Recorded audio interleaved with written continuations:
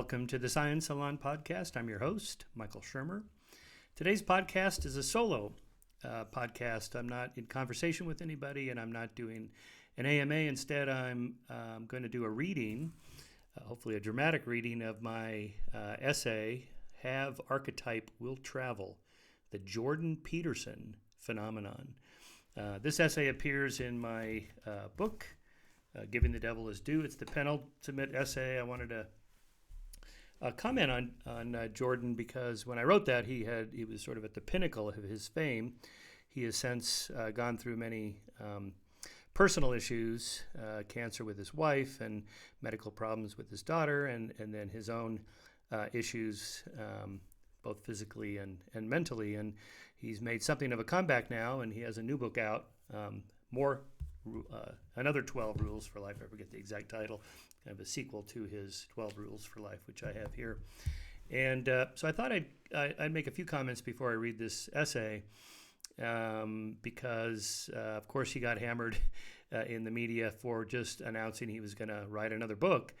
And it's being published by Penguin Random House, one of the largest publishing houses in the world. And apparently many of the employees were upset about this.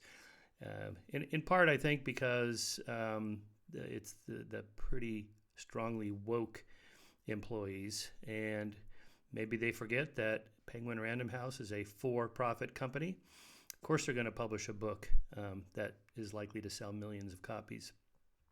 To which I suppose they would respond, well, would they publish Mein Kampf if it sold millions of copies? Well, of course they wouldn't, and that's the problem. Jordan Peterson is not Adolf Hitler, despite the fact that a lot of his critics seem to think he is. I'm puzzled, as you'll see in this essay, about the response to Jordan, which on the critical side has been just stunningly hostile, just over-the-top critical, unfair in many parts. I think people are just lying about him, or maybe they just haven't even read him.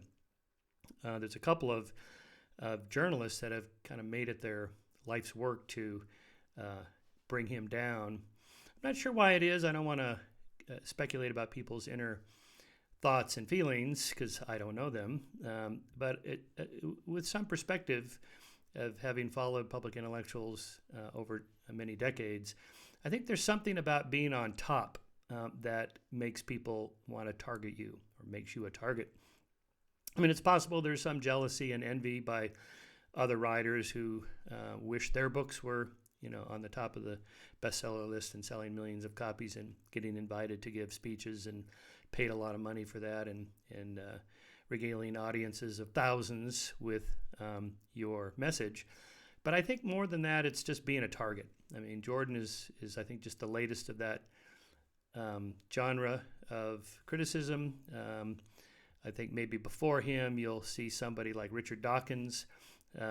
When his book, The God Delusion, came out in 2006, he became a major target of criticism. There were so many critics, in fact, his followers, and maybe him, called them Dawkins fleas. They were just sort of buzzing around him constantly. Before Dawkins, Stephen Jay Gould was at the top of the game, as it were, and he was, I think, many times unfairly criticized. There are many fair criticisms of all these thinkers and writers, but I'm talking about the ones that are really just totally over the top and unfair. Before Gould, Carl Sagan. I even wrote an essay on the Sagan effect, which is to say, supposedly, if you turn to becoming a public intellectual, you write popular books, you go on television shows and radio shows and whatnot, you can't do real science. Well, I showed, documenting Carl's scientific contributions, that he was still more prolific as a contributor to peer-reviewed primary scientific research than almost any of his colleagues, and yet still cranked out all this popular content. And he was a target. And I think maybe jealousy, envy, who knows? But again, I think when you're on top, you make yourself a target, and that just comes with the territory. And I just think if you don't have to know Jordan, I do know him a little bit. I wouldn't say I'm a close friend of his, but I know him well enough to know he's a really good guy. And I don't think he's a misogynist or a bigot, much less a racist. Quite the opposite. I would say the same thing about Sam Harris as well, who I consider a friend. I know Sam better than Jordan. And, Sam is just the nicest guy. He's a pretty standard, at least in my generation, old school liberal. And he's not a racist. He's not a bigot.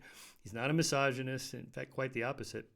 But you don't have to know these guys. Just really actually read their stuff with the principle of charity in mind. That is to say, be charitable to their motives and give them the benefit of the doubt before you make these kinds of accusations. I mean, I'll just read the final paragraph from Jordan's 12 Rules for Life, which launched him into the stratosphere of authorship and brought down a rain of heap of hate on his shoulders. He ends this book saying this: I hope that my writing has proved useful to you. I hope it revealed things you knew that you did not know you knew. I hope the ancient wisdom I discussed provides you with strength. I hope it brightened the spark within you.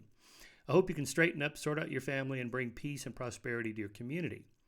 I hope, in accordance with rule number 2, do not bother children when they're skateboarding, that you can strengthen and encourage those who are committed to your care instead of protecting them to the point of weakness.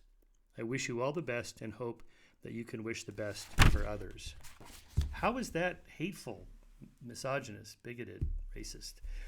I mean, really, it reminds me a little bit of the critics of Deepak Chopra, who most of you know, he and I have not seen eye to eye on a great many things, and I've been one of his harshest skeptics, but he and I are friends, and his intentions are good. A lot of people think he's just a con artist scamming people out of money. No, he really wants to help people, and I think the same can be said of Jordan. And when you go to their public events, I've been to several of Deepak's public events, and he and I have participated in some, as you know, you can see online. But like a couple years ago, Leonard Mlodinow and I went to the Shrine Auditorium to see Deepak Chopra and Eckhart Tolle do a side-by-side in-person conversation with this audience of about 3,000 people who paid a couple $100 a ticket. And they sold the place out at the Shrine Auditorium in LA. It's huge. And clearly these people were getting something out of this. And it wasn't all woo-woo nonsense, paranormal, supernatural BS that we debunk in Skeptic. No, most of it was just kind of self-help principles that you can apply to your life. And to that extent, I don't really see anything wrong with that, as long as you're not promoting things that are not true, things like The Secret, that the universe wants you to be successful. The universe doesn't care about you.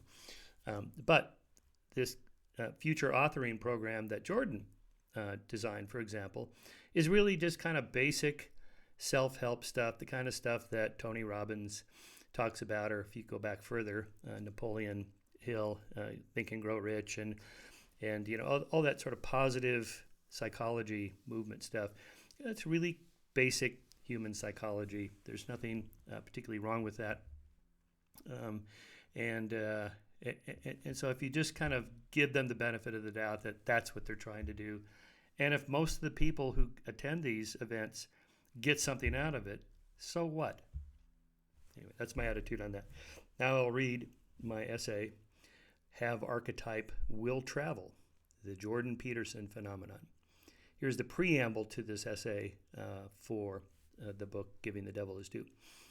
This essay needs little introduction and is the most recently written one in this anthology, triggered as it was by the rise in popularity of Jordan Peterson in 2017 and 2018.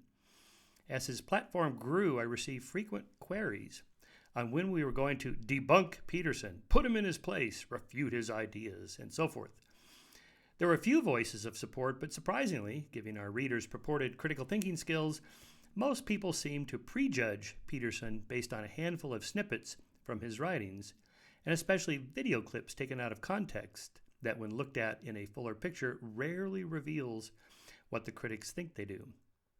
Peterson seems to engender passionate emotions, both for and against his ideas, presented in YouTube videos, podcasts, books, and his multi-city lecture tour, routinely selling out large theaters.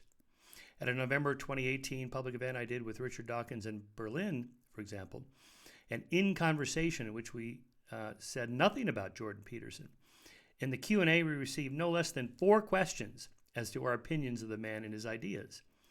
To the first questioner, I briefly summarized my own opinion, as articulated more fully in this chapter, and Richard simply said he didn't have an opinion because he hadn't studied Peterson. And they got a big round of applause, by the way, because that is a rational approach to take. That didn't stop 3 more people from pressing us for more, one upbraiding me and Sam Harris for letting Peterson off the hook, adding that we should have put him away when we had the chance.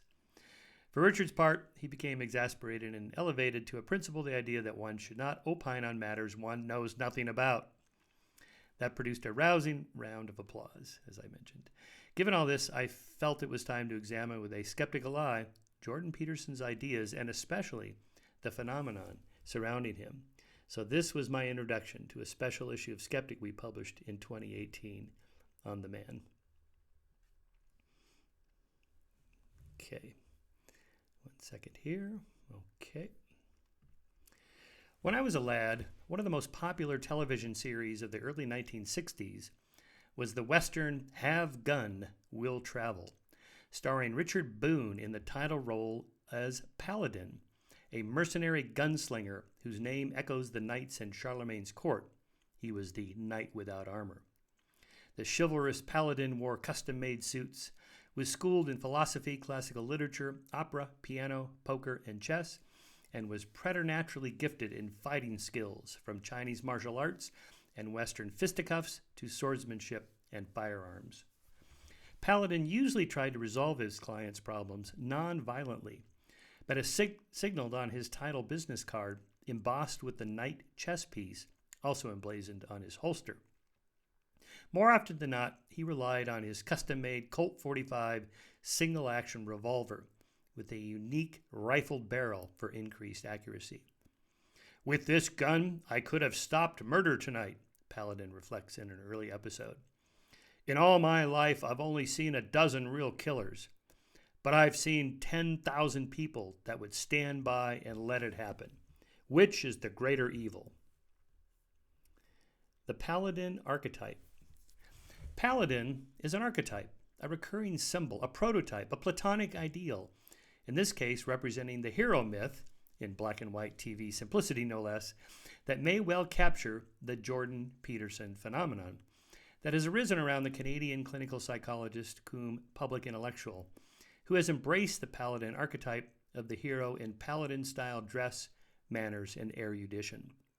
And given his professed lifelong goal of understanding human evil, particularly that of 20th century fascism and communism, Paladin's greater evil question above may well have been asked by Peterson, who has for the past several years been cajoling his fans to stand up instead of stand by. But I'm getting ahead of myself. I was first introduced to Peterson on Joe Rogan's podcast in 2016, shortly after I first appeared on the show, when podcast numbers were surpassing those of even the most popular cable television news and talk shows, launching what would later become known as the intellectual dark web, of which I am a member. Peterson has his own podcast as well, on which I appeared as a guest in early 2018, in conjunction with the publication of my book, Heavens on Earth, just a few months before his 12 Rules for Life was published, launching its author into the cultural stratosphere. This was a propitious time to enter the public arena, when alternative and social media gave many people a platform hitherto unavailable to all but a handful of noted academic scholars and scientists. Where once only Kenneth Clark, Civilization, Jacob Bronowski, The Ascent of Man, and Carl Sagan, Cosmos, were able to land a documentary series on one of only 4 networks, PBS. Today, anyone with a computer, an internet connection, and a few apps can become a media sensation. As Peterson's YouTube subscriber list exceeded 1 million, and many millions more tuned in to hear each appearance on various popular podcasts, Peterson refined his talking points and wove them into a narrative that seemed to resonate with a great many people. I wanted to find out why. So in late spring of 2018, we determined that Skeptic magazine will look into Peterson, not just his claims, such as doling out self-help advice in podcasts and public talks, or explaining the meaning of myths and biblical stories in YouTube videos, but the seemingly unsatiable media coverage and public consumption of everything he says and does. I arranged for my contributing editor, Stephen Beckner, see his article in this special section of Skeptic, Volume 23, Number 3, and I to attend Peterson's public performance in the 1,800-seat Fred Kavli Theater in Thousand Oaks, California. Sold out, as many of his events are, and he was generous enough to spend an hour in the green room talking informally with us about his ideas and all that has unfolded over the past 2 years, while signing 12 Rules for Life posters. Our goal in this is not to debunk Peterson, which many readers have asked us to do, as if it were a given that he's a quack selling snake oil, but rather to analyze his claims and the Jordan Peterson phenomenon in the spirit of Skeptic's motto from the Dutch philosopher Baruch Spinoza. I have made a ceaseless effort not to ridicule, not to bewail, not to scorn human actions, but to understand them. Before 2016, Jordan Peterson was indistinguishable from any other relatively successful academic with a respectable scholarly pedigree. A BA in political science from the University of Alberta in 1982, a BA in psychology from the same institution in 1984, a PhD in clinical psychology from McGill University in 1991, and a postdoc at McGill's Douglas Hospital, 1992-93, assistant and associate professorships at Harvard in the psychology department, 1993 to 1998, full tenured professorship at the University of Toronto, 1999 to present, private clinical practice in Toronto, and a scholarly book with a reputable publishing house, Routledge. This ordinary career path turned extraordinary in 2016 when the controversial Bill C-16, a federal amendment to the Canadian Human Rights Act and Criminal Code, was passed, quote, to protect individuals from discrimination within the sphere of federal jurisdiction and from being the targets of hate propaganda as a consequence of their gender identity or gender expression.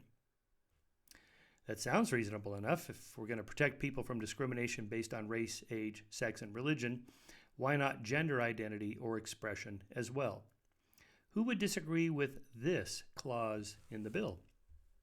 Quote, all individuals should have an opportunity equal with other individuals to make for themselves the lives that they are able and wish to have, and to have their needs accommodated, consistent with their duties and obligations as members of society, without being hindered in or prevented from doing so by discriminatory practices based on race, national or ethnic origin, color, religion, age, sex, sexual orientation, marital status, family status, disability, or conviction for an offense for which a pardon has been granted or in respect of which a record suspension has been ordered. Close quote. To me, this reads like another step on the moral arc bending toward justice.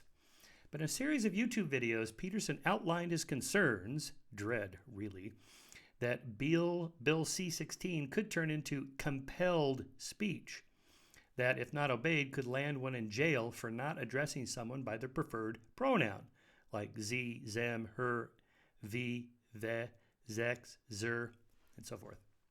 Peterson went on record stating, quote, I'm not using the words that other people require me to use, especially if they're made up by radical left-wing ideologues. And that's that. Even more emphatically, he told the television audience, quote, if they find me, I won't pay it. If they put me in jail, I'll go on a hunger strike. The image of a Canadian psychology professor on a hunger strike over gender pronouns is a little hard to equate with Gandhi's emaciating efforts to free his country from British rule, but it's a sign of moral progress that we've shifted from condemning colonialization to protesting pronouns. To his credit, Peterson has said that if he were asked to address someone by a preferred pronoun, he might oblige them, or her, or him, or sie, or zer, assuming it was asked for the right reasons. In other words, not for political motives or a Borat-like gotcha. Fair enough. When I was an undergraduate at Pepperdine University, I had a roommate who changed his name from Dwayne to D'Artagnan, the fourth member of the Three Musketeers, after which he respectfully asked us to address him by his new name, eventually shortened to Dar, which we did, after a few Spock-like raised eyebrows. But that's a personal matter. It is an entirely different issue for the government to legislate speech, especially because the law is backed by violence or the threat of violence thereof, as in Max Weber's classic definition of the state as having, quote, a monopoly on the legitimate use of physical force. Threatening people with physical violence for refusing to address someone by their preferred pronoun does smack of anti-Enlightenment illiberalism, government overreach, and even tyranny. Would Bill C-16 result in Canadian professors or anyone else being fined, jailed, and presumably force-fed at the point of a gun for not using preferred gender pronouns? Is it, as Peterson described in an opinion editorial in the National Post, quote, frighteningly similar to the Marxist doctrines that killed at least 100 million people in the 20th century? I don't think so. As I read the bill, as in most legislation, there is much room for interpretation and many steps between legal language and the Gulag archipelago. I don't think Peterson was ever in danger of losing his job, much less residing in the Gray Bar Hotel. Still, given the number of professors who have faced Title IX inquiries, been shamed on campuses and social media over political peccadillos, or even lost employment over ideological conflicts, Peterson stated concerns about job security at the University of Toronto, which helped propel his Patreon account into numbers only 1%ers could identify with, are not entirely without precedent. The highly publicized ousting of the biologists Brett Weinstein and Heather Haying at Evergreen University is the most blatant example, and many more have been documented by Laura Kipnis in her 2017 book Unwanted Advances, and by Greg Lukianoff and Jonathan Haidt in their 2018 book The Coddling of the American Mind. There is no doubt that many college campuses today are being swept up by an East German Stasi-like climate of ideological conformity, political suppression, speech censorship, interpersonal suspicion, and preemptive denunciation, that is, denouncing others before they denounce you, leading to the unhealthiest climate for free speech since the 1950s McCarthyism. So when Jordan Peterson said enough to Bill C-16, it was symbolic of this larger problem, and he became an archetypal hero willing to stand up to this perceived evil. And just as Peterson's critics were accusing him of exaggerating the dangers of the bill, in 2017, a graduate student at Wilfrid Laurier University in Canada named Lindsay Shepard was formally censored by her superiors for merely showing her class a video clip of Peterson debating Bill C-16 on a television show, accusing her of creating a toxic climate. And in accordance to Godwin's rule, comparing Peterson's words to a speech by Hitler. Oh boy. At this point, Peterson would have been fully justified in pronouncing, I rest my case. And anyone who would join a Fair Play for Political Correctness committee would be seriously out of touch with reality. The archetypal theory of truth. In an episode of Star Trek, The Next Generation, titled Chain of Command, Captain Jean-Luc Picard is captured and tortured by a Cardassian interrogation expert who has implanted a pain generation device in Picard's chest that can be turned on with the push of a button, which will stop functioning if the Enterprise captain will reveal the Federation's plans for disputed space. Throughout days of agonizing torture, Picard is confronted with 4 blindingly bright lights and told that there are 5. The torturer knows that he can break Picard if he can get him to confess to the false number. Throughout the ordeal, the indefatigable captain grunts through the pain and says, there are 4 lights, only to confess to the ship's counselor at the end of the episode that he actually came to believe that there were 5 lights. How many lights were there, really? 4, of course. But I'm not at all sure Jordan Peterson would agree, given his preference for a pragmatic interpretation of truth, which holds that what works for an observer in a given context is what is true. In 2 excruciating podcast episodes lasting over 4 hours total, the philosophical realist Sam Harris could not convince the philosophical pragmatist Peterson that there is, for example, a correct order of U.S. presidents if, in Sam's thought experiment, terrorists told their captive that disaster could be averted if the correct order of U.S. presidents were recited, with this wrinkle. The terrorists have a mistaken order of the presidency, so their hostage would need to enumerate the wrong sequence to forestall the looming calamity. Surely Peterson would agree that there really is a correct temporal sequence of presidents and that the terrorists are simply mistaken, and their prisoner knows he's regurgitating an erroneous list. But no. Instead, Peterson waxed archetypal, calling religious claims, mythological stories, and literary masterpieces meta-true and more true than scientifically true, inasmuch as they are mediated by socio-political and cultural factors related to our Darwinian need to survive and reproduce.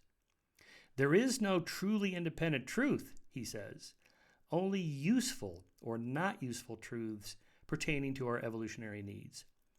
The use value of a claim at a particular time and place is what makes it true.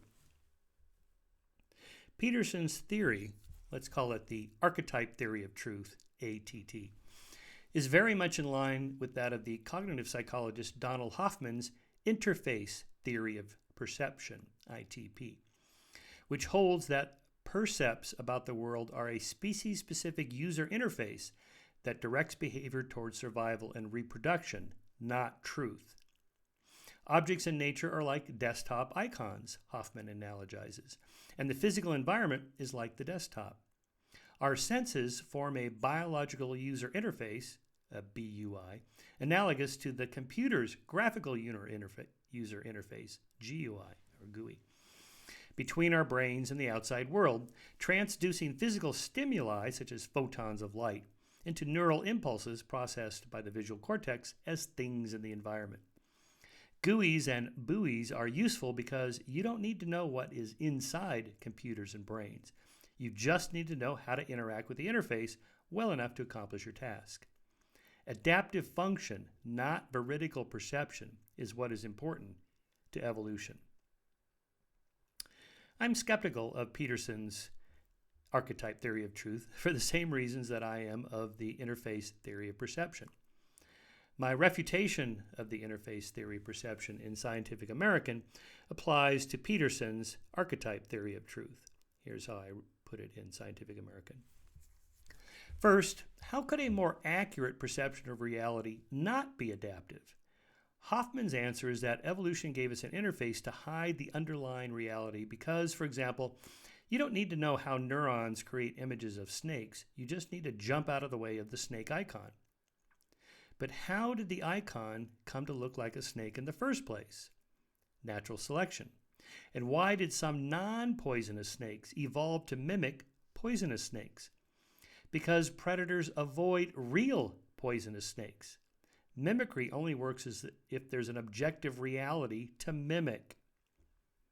Hoffman claims a rock is an interface icon, not a constituent of objective reality.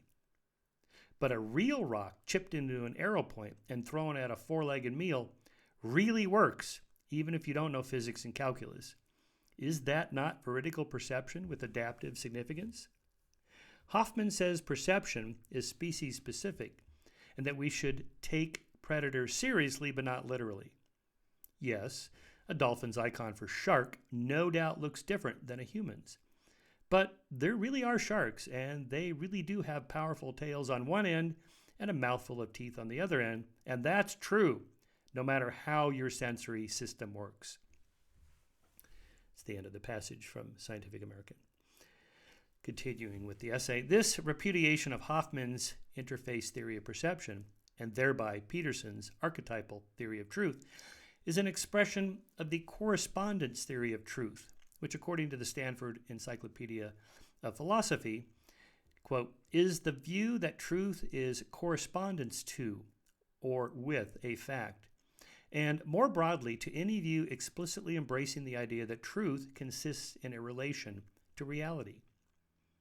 So ITP and ATT are also refuted by scientific realism, which the Stanford Encyclopedia. Philosophy characterizes as, quote, a commitment to the idea that our best theories have a certain epistemic status.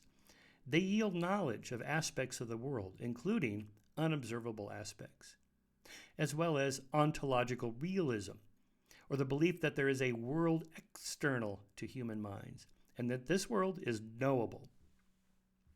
The vast majority of professional philosophers trained to think about truth embrace these positions, as revealed in a 2009 survey of 3,226 philosophy professors and grad students asked to weigh in on 30 different subjects of concern in their field, from free will and God to knowledge and mind. On the topic of the external world, 81.6% lean or accept non-skeptical realism, 71.5% accept or lean toward scientific realism, and 50.8% accept or lean toward the correspondence theory of truth. No matter what beliefs about the world a torturer may evoke in his victim, if there are 4 lights, there cannot be 5.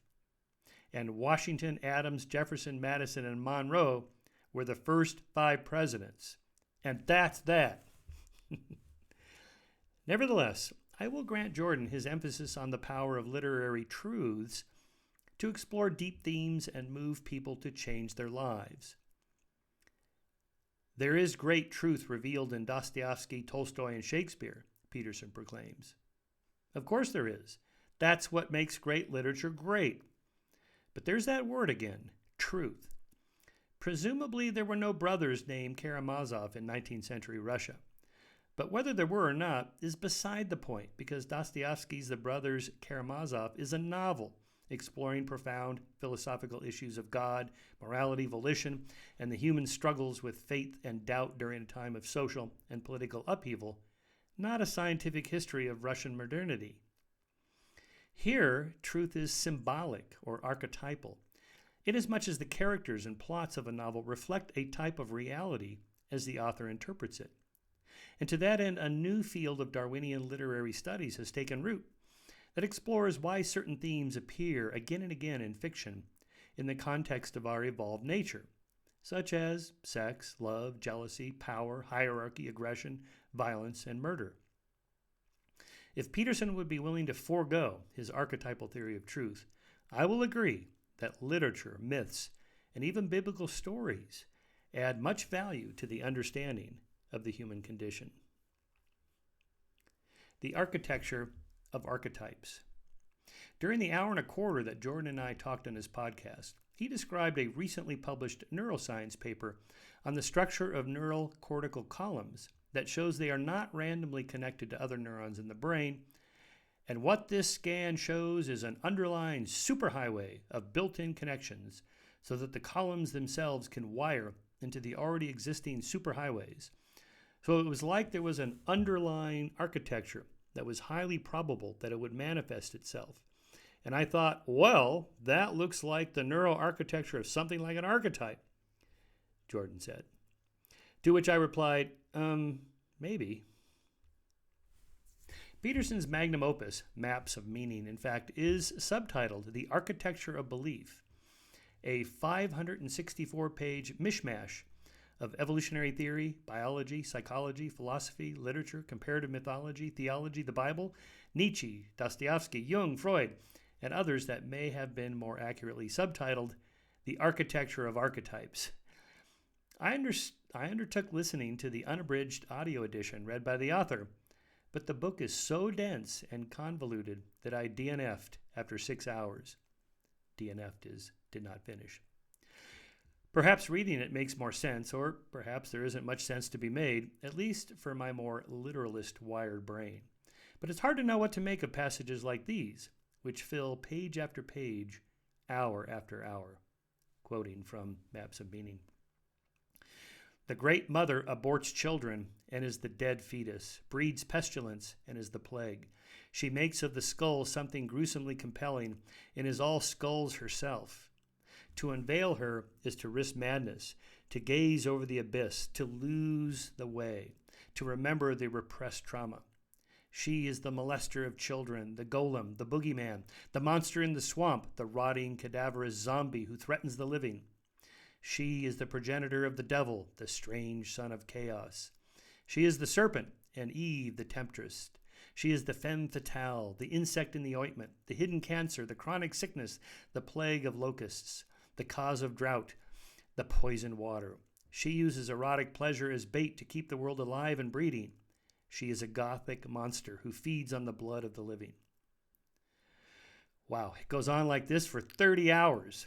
As Peterson told the Chronicle of Higher Education, I don't think people had any idea what to make of the book, and I still think they don't. Whew. Okay, so it's not just me. I had more success with 12 Rules for Life, making it through all 15 hours. Although still too long by half for my tastes, most of the advice Peterson offers resonates reasonably well with the findings of cognitive behavior therapy, as noted by the clinical psychologist Jonathan N. Stia in his assessment, also in the special section of Skeptic, of Peterson's advice. Here's what Jonathan Stia writes. The potential benefits from understanding and consuming his material can approximate what one can glean from successful psychotherapy. Whether a person wants to mitigate mental health concerns or improve their quality of life, self-help materials can be thought of as the lowest rung on the ladder in a stepped care model of mental health treatment. Close quote. To that end, I recommend Jocko Willink's 2017 book Discipline Equals Freedom and Amy Alcon's 2018 book Unfuckology, a field guide to living with guts and confidence.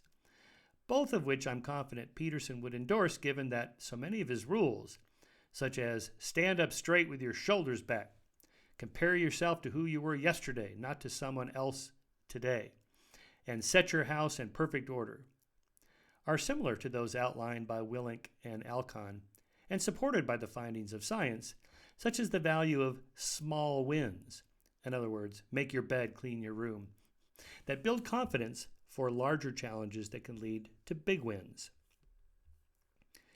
Entropy, extropy, chaos, and order.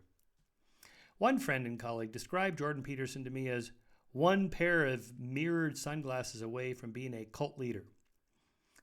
This is too clever by half. The people I met at the Thousand Oaks events were nothing like the glaze-eyed Jim Jones followers, nor were they mostly angry young white men, as Peterson's critics repeat like a mantra. As I gazed around the auditorium, an informal head count put the gender ratio at roughly 65 to 35 male-female, their ages varying wildly from teenagers to senior citizens, and the evening wasn't even remotely political. Observations that I confirmed about other audiences with Dave Rubin, who is open for Peterson in dozens of cities. Quote, they're not coming for a political discussion, Peterson has said about his audiences. They're coming because they're trying to put themselves together, and there isn't anything about that isn't good. In point of fact, the subtitle of 12 Rules for Life is An Antidote to Chaos, which leads me to a final point on the Jordan Peterson phenomenon, namely his worldview, which is well aligned with the reality most people experience and another contributing factor to his popularity. Life can be, in the oft-quoted observation of the political philosopher Thomas Hobbes, solitary, poor, nasty, brutish, and short. The ultimate reason for this state of affairs is the second law of thermodynamics, or entropy.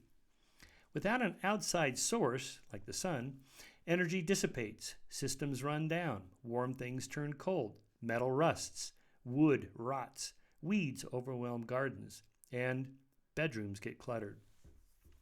Entropy decrees that there are more ways for things to be disordered than ordered. So Peterson's counsel to get your life in order is simpatico with a great many people. As I explained in Heavens on Earth, the second law of thermodynamics leads to the first law of life, which is to get your life in order. Here's what I wrote in Heavens on Earth. If you do nothing, entropy will take its course and you will move toward a higher state of disorder, ultimately causing your demise. So your most basic purpose in life is to combat entropy by doing something extropic, expending energy to survive, reproduce, and flourish.